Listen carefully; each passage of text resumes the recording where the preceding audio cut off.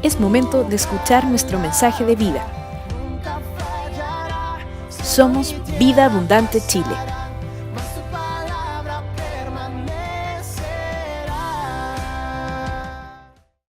Quiero invitarles a que leamos una carta en el Nuevo Testamento que es la carta a los Filipenses. La carta a los Filipenses. Nombre quizá extraño para algunos, se refiere a la gente que vivía en una ciudad que llevaba el nombre de Filipos. Filipos, de ahí viene el nombre Felipe, por ejemplo. Felipe. ¿Hay algún otro Felipe acá en la iglesia? Ah, ¿verdad? Vidal. ¿Verdad que estáis tú? ¿Y quién más? Vidal, ¿tú sabes qué significa tu nombre? ¿No? Bueno, viene del griego, te informo, obviamente, de filos y hupos, que significa amor a los caballos. De ahí viene hipódromo, hipo, etc. Cosas que a nadie le interesa. Filipos, una ciudad griega ubicada ahí en una península de Grecia, en Asia Menor, y Pablo en uno de sus viajes le tocó ir a predicar a esta ciudad griega, y luego, en sus últimos años ya de vida, estando encarcelado en Roma, le escribe una carta desde la cárcel a los Filipos, a los filipenses. Y les escribe una carta que tiene un objetivo bastante especial, el cual es agradecer. Simplemente, la carta también lleva otros consejos, tiene grandes frases, ¿no? Como no os afanéis, no se preocupen, sino pongan todo en oración.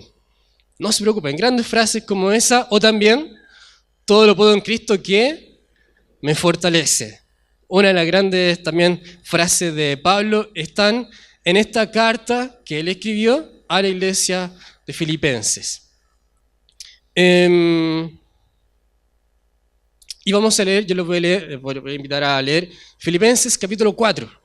Filipenses capítulo 4, del versículo 10 al 20.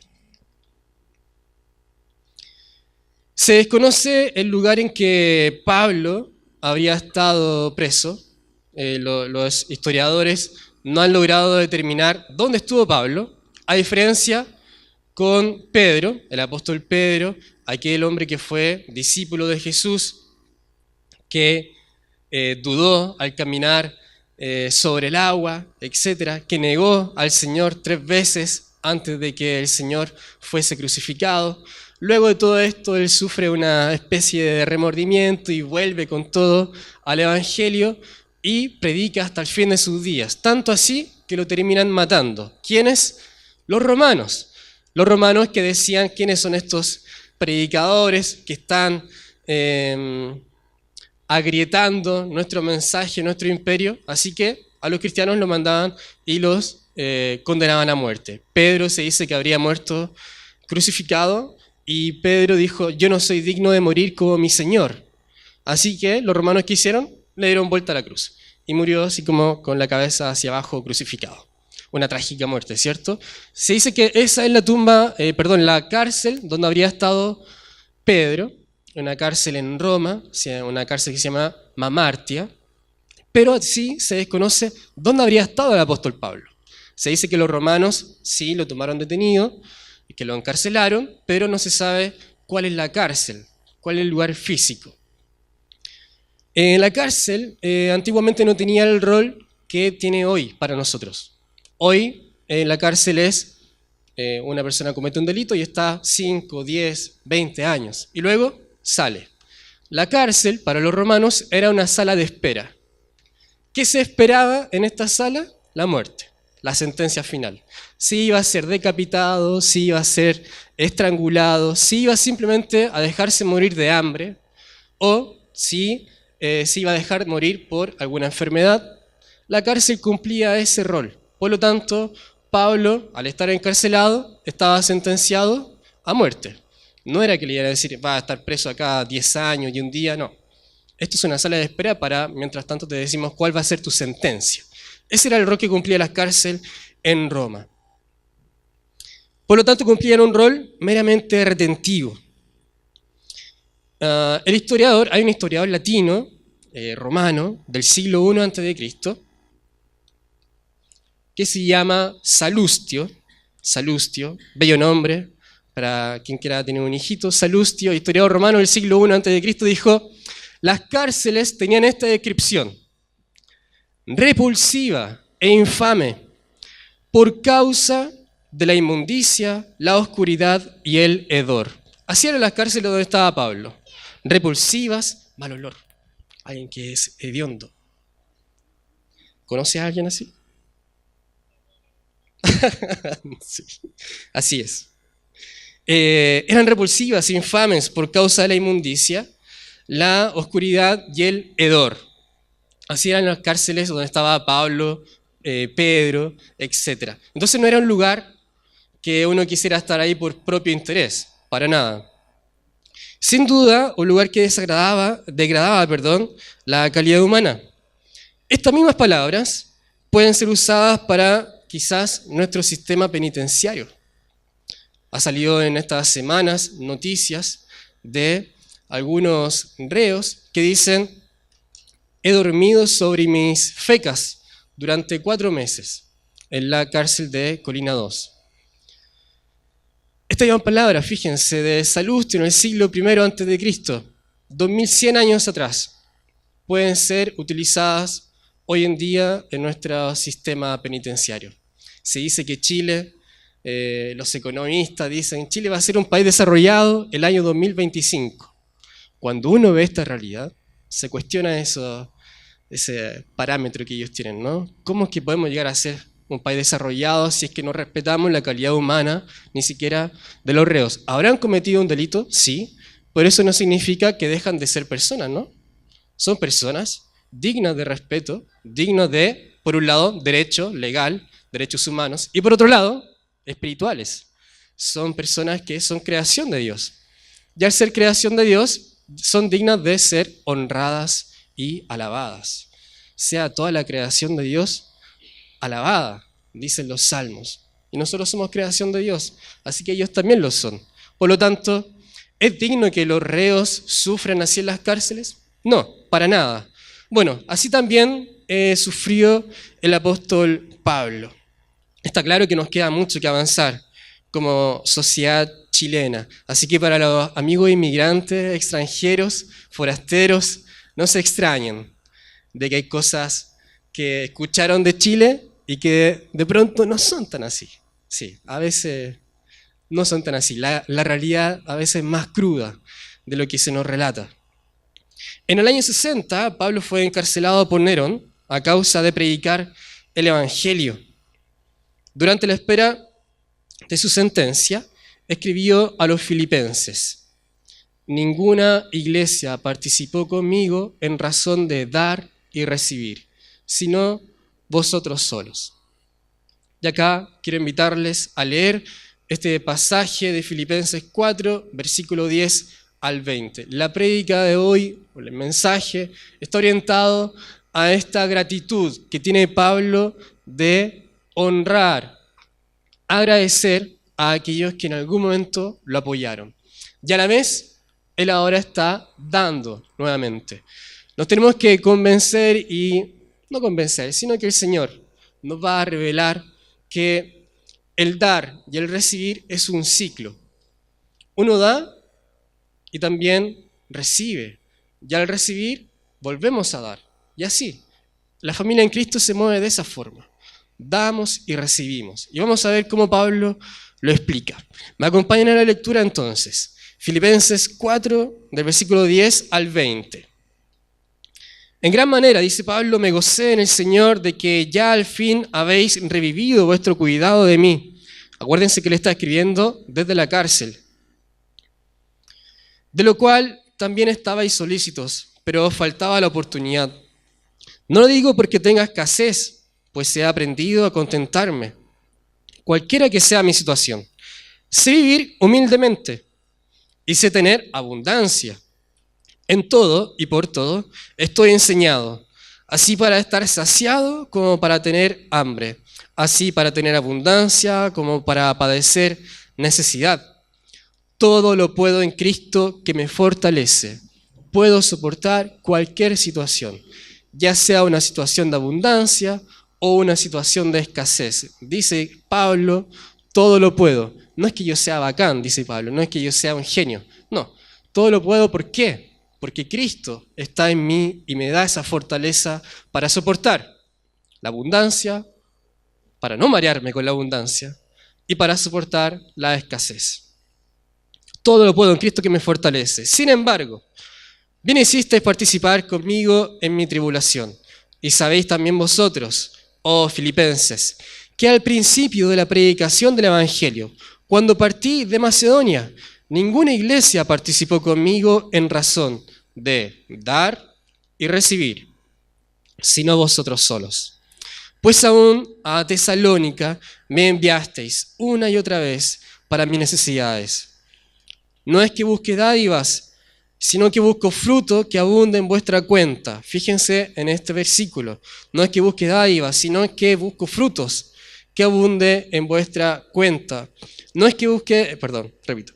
Pero todo, 18, pero todo lo que he recibido y tengo, pero todo lo he recibido y tengo abundancia. Estoy lleno, habiendo recibido de Epafrodito lo que enviasteis, olor fragante, sacrificio acepto, agradable a Dios. Mi Dios, pues, suplirá todo lo que os falta conforme a sus riquezas en gloria en Cristo Jesús.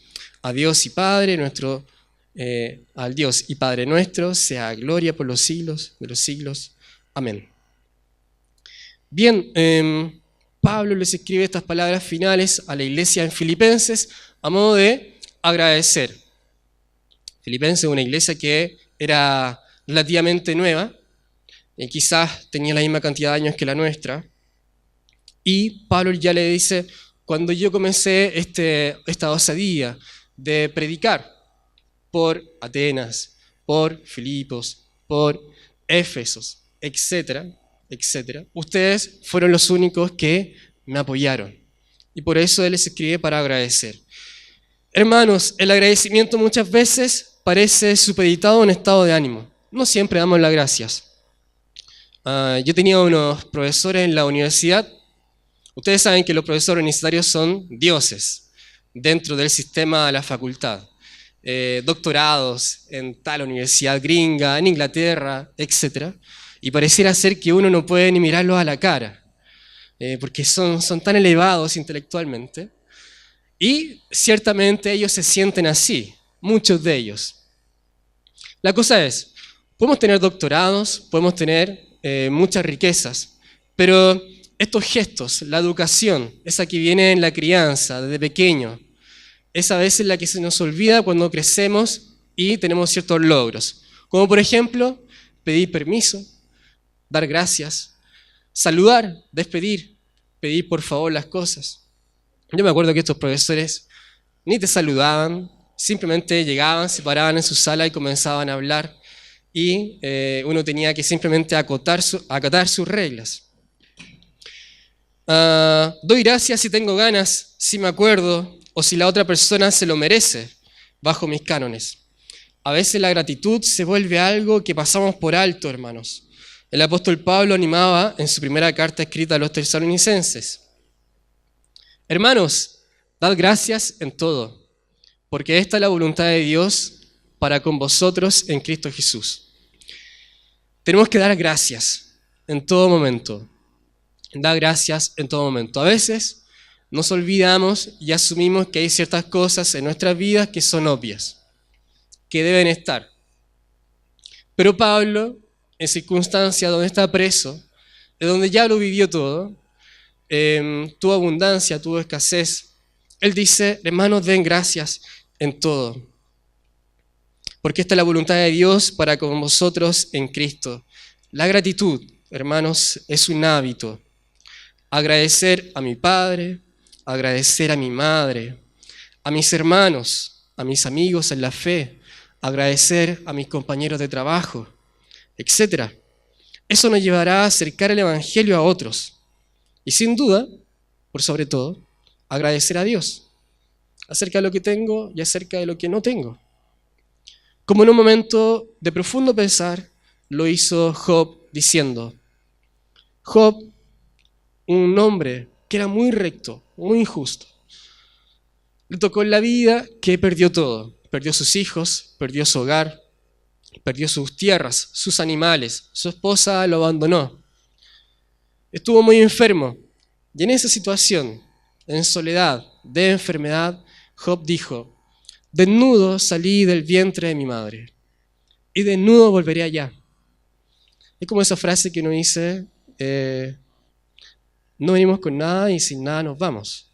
No es necesario llevarnos algo. Así venimos al mundo.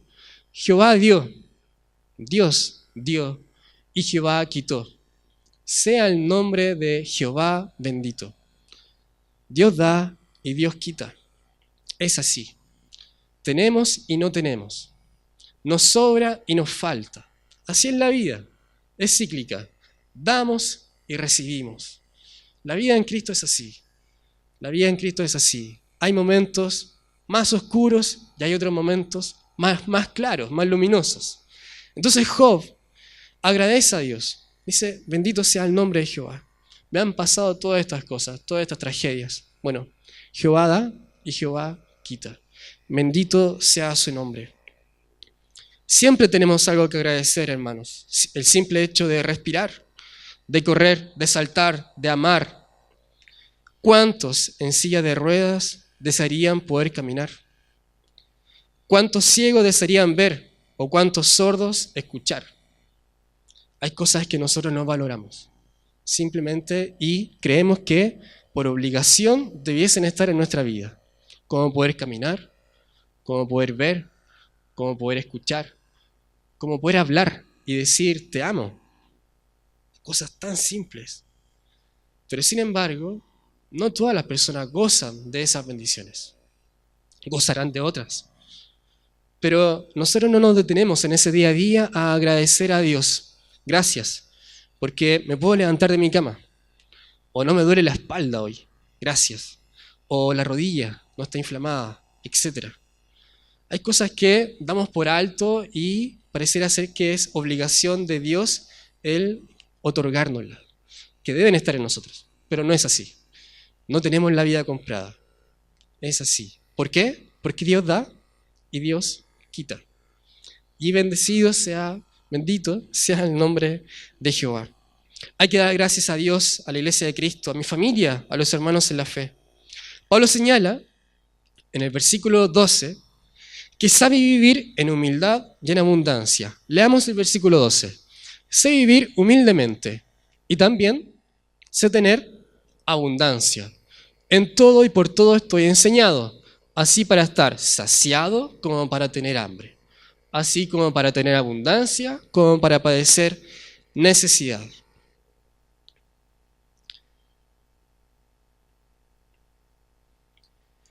Sin duda, la condición carcelaria es una condición de extrema escasez. A Pablo le faltaba de todo, tenía hambre, podría haber estado enfermo, estaba en medio de un entorno insalubre, etc.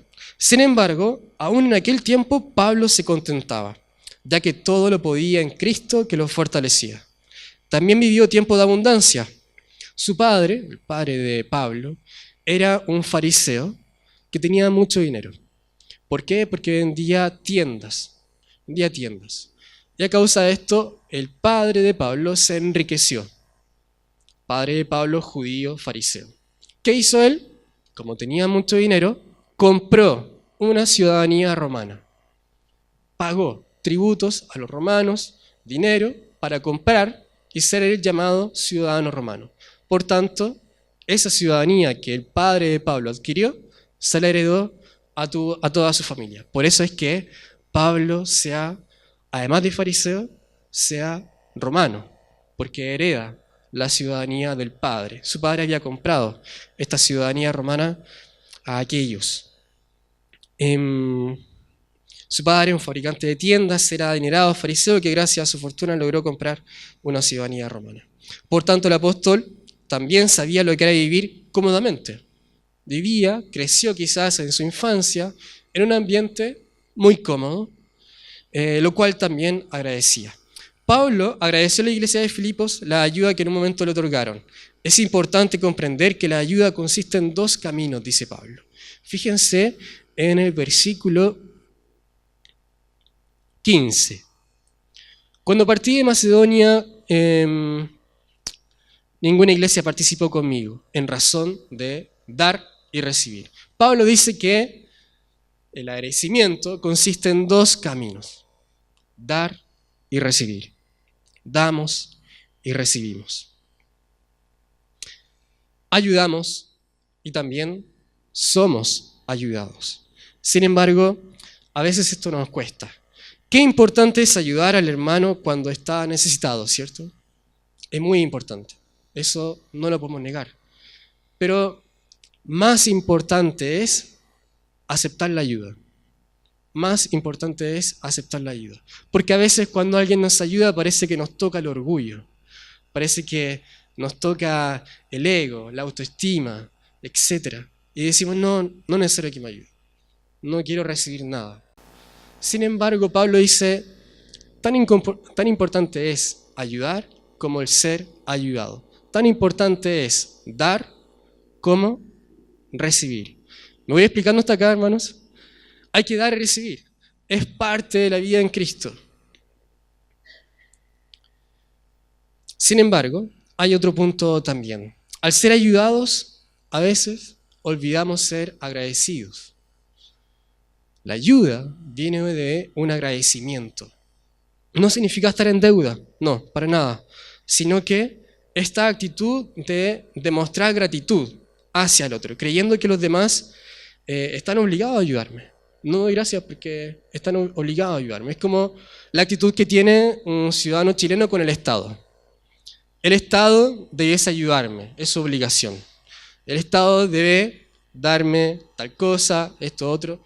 Entendemos que el Estado sí, tiene obligaciones con la ciudadanía, pero muchas veces el ciudadano abusa de aquello, ¿no? Y pareciera ser que está esperando que el Estado le salve la vida. Y no es así. Y acá entra una confusión. Cuando recibimos ayuda y nos acostumbramos a recibir ayuda, transformamos la ayuda en limosna. Y Pablo nunca habló de limosna. Él nunca pidió una limosna, sino que él trabajaba, él al igual que su padre, heredó el trabajo, que era fabricar tiendas, no le debía un peso a nadie, él financiaba sus viajes misioneros, etc. Trabajaba para tener. Comprendía el significado de la ayuda, que consiste en un principio básico, el dar y recibir. La gratitud, hermanos, no debe estar orientada a ese acto de estoy recibiendo, y finalmente la ayuda se transforma en una limosna. No, Pablo no habla de limosna, habla de ofrendas, habla del dar y recibir, son otros términos. ¿Por qué le señalo esto? En el versículo 17, Pablo señala que recibe la ayuda. ¿Pero por qué la recibe? No para enriquecerse. No es que busque dádiva, dice, sino que busco frutos que abunde en vuestra cuenta. Busco algo. Está bien, yo recibo la ayuda de ustedes, iglesia en Filipenses, pero no es que yo busque enriquecerme con lo que ustedes me están dando. No, lo que busco es que exista una cuenta en ustedes y que esa cuenta aumente. Y acá hago un paréntesis porque me parece importante mencionarlo. La palabra cuenta. Uno dice, bueno, ¿en qué cuenta está hablando? ¿Será una cuenta bancaria? ¿Que se abre una cuenta en algún banco y que al yo dar, esa cuenta en el banco está creciendo y aumenta? Sí, efectivamente está hablando de algo así. Y aquí me detengo en un paréntesis, no es necesario que ahondemos en esto, pero me parece importante mencionarlo. Hace referencia a una concepción económica, como una cuenta de ahorro del banco.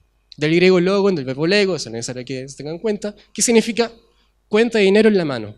Cuando habla de esta palabra cuenta, la palabra en el griego significa una cuenta de dinero en la mano. O sea, ¿qué es lo que está diciendo Pablo?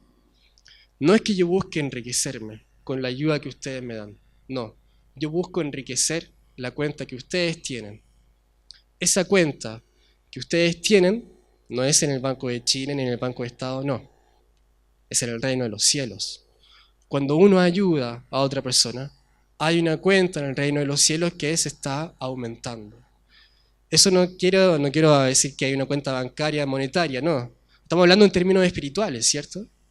Hay bendiciones que vendrán sobre nuestra vida y que nos esperan. Esta misma palabra la utiliza Jesús al referirse a los dos deudores, historia que habla específicamente del dinero. Cuando Jesús habla de un jefe que le perdona la deuda a su siervo, y luego este siervo va y no le perdona la deuda a otro. ¿Se acuerdan de esa historia? Ya.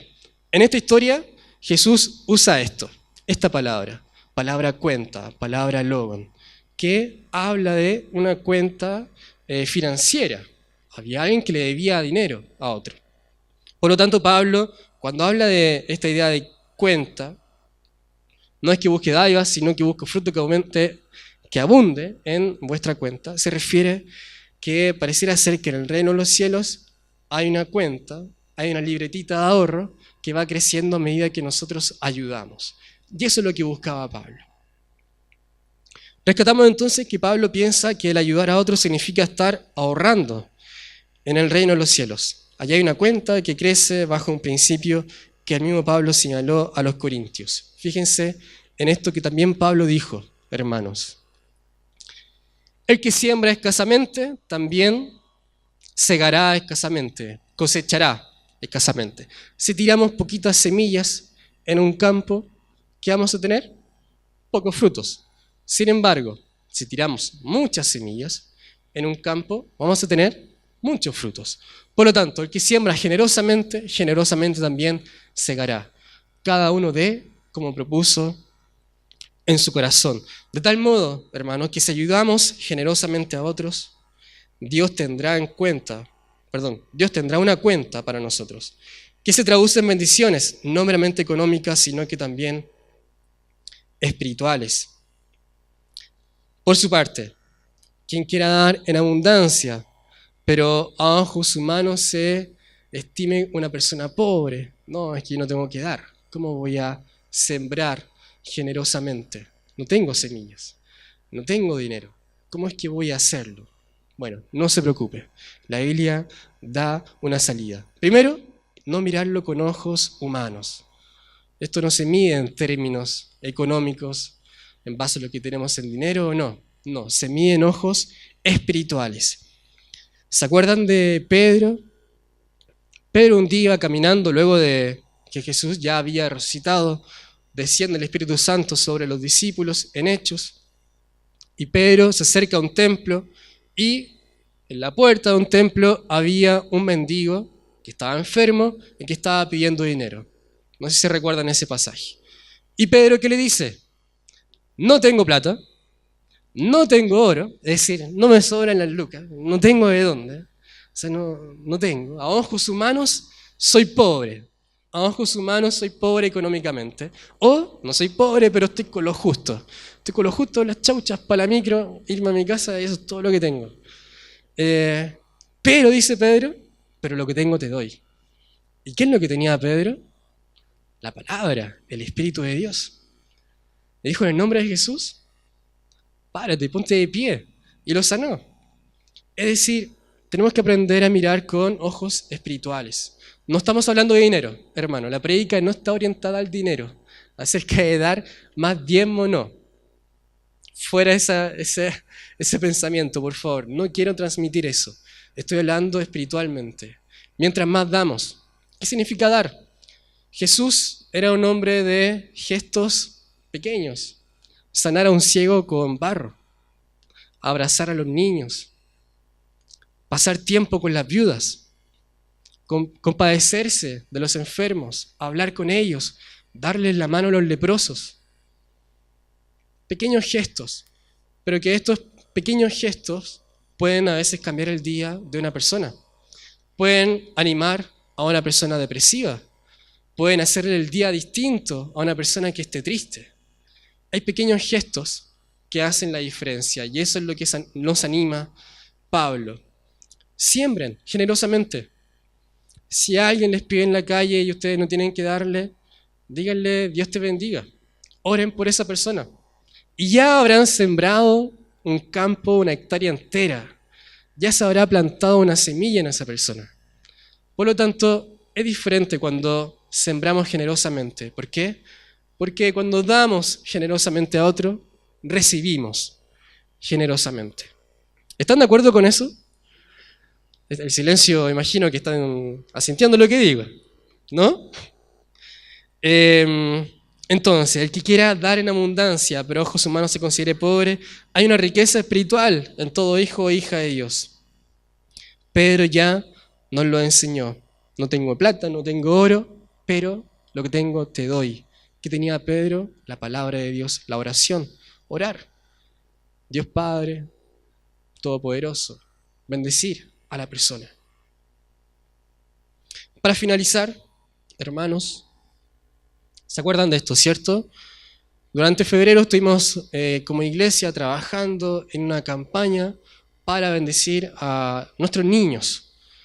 También lo hemos hecho en otras instancias, para Navidad, lo hemos hecho para Día del Niño, etc. Estamos construyendo una tradición, una cultura en nuestra iglesia del dar, del dar. ¿Por qué? Porque el dar nos permite recibir. Y no nos interesa acá recibir dinero, para nada. Estamos hablando siempre con ojos espirituales. Cuando damos, recibimos dones del Espíritu Santo, bendiciones de Dios. Dios tiene un montón de cosas para darnos, pero si es que nosotros tenemos esa puerta cerrada y no nos atrevemos nosotros primero a dar a otro, es difícil que Dios quiera entregarnos algo, porque eso significa que no hemos entendido de qué se trata el Evangelio. El fijarse en el otro, amar al prójimo, pensar primero en el otro antes que en mí mismo. Dar antes que recibir. Y si damos, por secuencia, en Dios, vamos a recibir. Eso es así. Damos y recibimos. Todo lo que damos y recibimos no viene de los hombres, sino que viene de Dios. Podemos caminar, podemos levantarnos en la mañana para ir a trabajar, podemos tener recursos para quizás invitar a nuestros hijos a comer a algún lado, etc. Pero todo eso viene de Dios. Por eso es que cuando nos sentamos en la mesa, damos gracias por los alimentos. Porque más allá de que nuestra mamá o nuestro papá cocinen muy, muy rico, y le quede muy rico todo, todo eso es por gracia de Dios. Dios ha traído todo eso. Por lo tanto, es importante estar agradecidos. Recibimos y ayudamos por gracia de Dios, que nos permite habitar en medio de una congregación que ama al que está al lado. O que al menos luchamos para amar al que está al lado. Al menos tenemos este desafío de amar a quien está a nuestro lado. A veces nos cae un poco mal, a veces no lo paso mucho, pero estamos trabajando constantemente. ¿Por qué? Porque quien comenzó buena obra en nosotros la irá perfeccionando hasta que venga el Hijo de Dios. Nos vamos perfeccionando día a día. Por eso es que lamentablemente alguien dice, no, es que los cristianos son chantas. ¿Por qué? Porque no ayudan, porque bla, bla, bla, bla. Bueno, puede ser que sí. Estamos en perfeccionamiento, pero a la vez somos hijos de Dios y que tenemos este desafío de luchar día a día para ir mejorando a través de la palabra de Dios. Nuestras inversiones deben ser con ojos espirituales. Fíjense en esto que dice el Señor. Y esto a veces puede ser muy duro o puede ser tremendamente bueno. No os hagáis tesoros en la tierra. Primera cosa. No sacan nada con enriquecerse. No sacamos nada con enriquecernos. Una vez, yo siendo estudiante de filosofía, algunos sabrán que yo soy profesor de filosofía, entenderán que mi objetivo no era ganar plata, ¿cierto? La filosofía en Chile hasta ahora se discute si es que va a estar en los colegios o no. Es decir, es tan inestable. Y además hay poco campo laboral, son pocas horas en los colegios. Por gracia de Dios, nada más, yo tengo 2 trabajos y estoy a tiempo completo. Solamente por gracia de Dios. Pero no es el caso de mis compañeros de generación. Y un profesor me dijo, Usted al entrar acá a filosofía, el mismo profesor que nos saludaba, nada, etc. Usted al entrar acá a filosofía está haciendo un voto de pobreza. Usted va a ser pobre. Entiéndalo eso. Usted no está acá para hacerse rico, no. Si quiere hacerse rico, tenga un puntaje para estudiar medicina, alguna ingeniería, etc. Pero en filosofía la gente no se hace rica. Así que usted va a ser pobre toda su vida. Y así crecíamos, así estudiábamos, con la mentalidad de que todo lo que estábamos ahí íbamos a ser pobres, íbamos a andar en Valparaíso, en los cerros, fumando marihuana, carreteando, etc. Esa era la mentalidad del filósofo. De hecho, hoy cuando se piensa en un filósofo dice, de haber sido bravo en la universidad, sus buenos pititos. Ese es como el perfil del filósofo. Pero Dios nos dice otra cosa. Dios nos dice otra cosa. Somos ricos en el Espíritu. Y no sacamos nada con hacer tesoros en la tierra, donde la polilla y el orín corrompen, y donde ladrones minan y hurtan. Sino, haceos tesoros, ¿dónde? En el cielo. ¿Por qué? Porque Pablo decía, en el cielo yo no recibo la ayuda para enriquecerme. La recibo porque hay una cuenta en los cielos. Hay un tesoro en los cielos que está aumentando cada vez que tú das y que ayudas a otros. Fíjense en la armonía que tiene el Evangelio. Pablo, atendiendo directamente al mensaje de Jesús, hagan tesoros en el cielo, hagan que esa cuenta que está en el cielo crezca. Hagan que esa cuenta que está en el cielo crezca. El banco puede venir, como en Argentina, un corralito, y hasta ahí llegaron tus ahorros. Y perdiste todo. ¿Por qué? Por la fragilidad del sistema económico en el que vivimos. No podemos estar confiados en nuestro sistema económico, porque es tan frágil. Estalla la guerra en Corea del Norte, Estados Unidos, y se desploma todo. La economía, la estabilidad mundial, etc. Así que, hermanos, hagamos tesoros en el cielo. ¿Eso significa, entonces no debo ahorrar nada? ¿Debo gastármelo todo? No, no estamos diciendo eso. Es bueno ahorrar, es bueno ser prudente, es bueno ahorrar para comprarse una casa, es bueno ahorrar para comprarse un auto, para suplir cualquier necesidad. Es bueno, pero que nuestra esperanza no esté fijada en eso, sino que nuestra esperanza esté arriba, situada arriba, porque arriba se está aumentando esta cuenta al dar. Esa es la riqueza del dar. ¿Se fija en la bendición que está diciendo Pablo? Qué bueno que dan.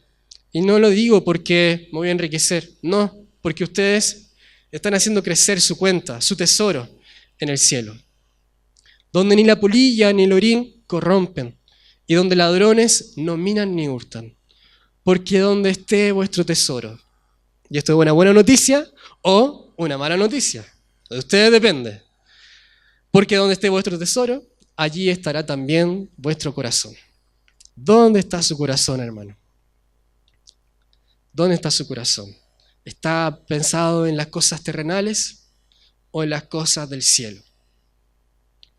Ese es el desafío de Pablo, de Jesucristo. Donde está nuestro tesoro, allí también está nuestro corazón. Además, también nos anima Jesús a no servir a Dios y a las riquezas al mismo tiempo. En Mateo 6:24 dice Jesús, no puedes tener dos amos, las riquezas y Dios. No se puede servir a ambos. No se puede servir a ambos, no se puede. ¿Puede haber un cristiano que tenga cierta riqueza? Sí, de todas maneras. Pero siempre y cuando esas riquezas tengan una fluidez. Porque en el reino de Dios fluye. Y el dinero no puede estar estancado en nuestra cuenta. Tiene que haber una fluidez de bendecir y ser bendecidos, de ayudar y de recibir.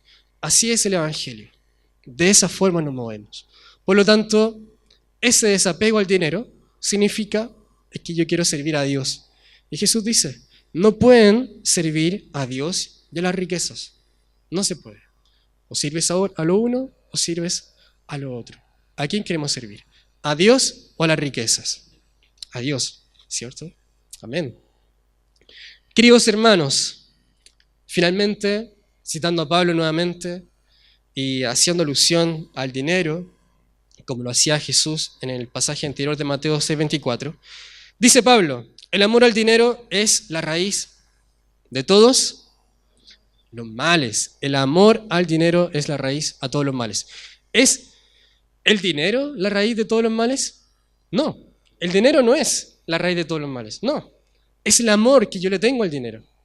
Es esa avaricia, esa corrupción de tener y tener más y más. Ese es el error. El dinero en sí no es el problema. Jesús le decía, den al César lo que es del César y a Dios lo que es de Dios. ¿Tienen dinero? Entréguenselo al César, si es de él.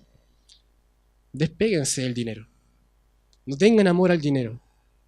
El dinero en sí no es el malo, es el amor al dinero. Así que, hermanos, yo quiero agradecerles profundamente a todos los que han colaborado, no solamente en la campaña de los útiles escolares, sino que también en Navidad.